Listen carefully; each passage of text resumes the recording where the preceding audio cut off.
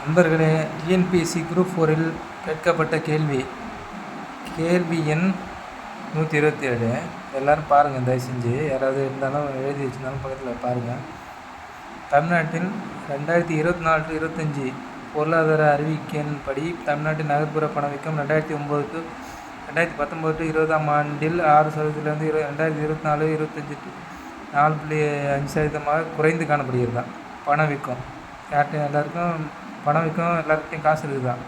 அதே நேரத்தில் கிராமப்புற பணவீக்கம் 5.4% அப்படியே இருக்குதான்.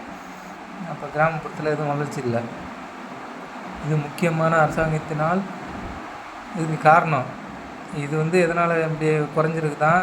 அது காரணம் முக்கியமான அரசாங்கத்தினால் அமல்படுத்தப்பட்ட பெரும் தமிழ்நாடு பொது விநியோக திட்டம் மற்றும் கலைஞர் உத்தரவாத திட்டம், கலைஞர் மகளிர் உரிமை திட்டம் மற்றும் 100 நாள் வேலை உத்தரவாத திட்டம் போன்ற பல வருமான ஆதரவு திட்டங்களால் ஏற்படுத்துகிறது. இந்த திட்டத்தில் எத்தனை பேர் செயல்பட்டுறீங்க, எவ்வளோ பேர் வாழ்ந்துருக்கீங்கன்னு சொல்லுங்கள்.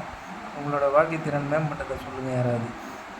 இதுக்கு ஆன்சர் பி கொடுத்துருக்காங்க. ஏ மற்றும் ஆர் சரி. ஆறானது ஏயினுடைய சரியான விளக்கம் ஆகும். இது கொடுத்தா தான், நம்ம ரைட்டு கொடுத்தா தான் உங்களுக்கு மார்க் போடுவாங்க. டிஎன்பிசியில் இப்படி தான் கேள்வி கேட்குறாங்க.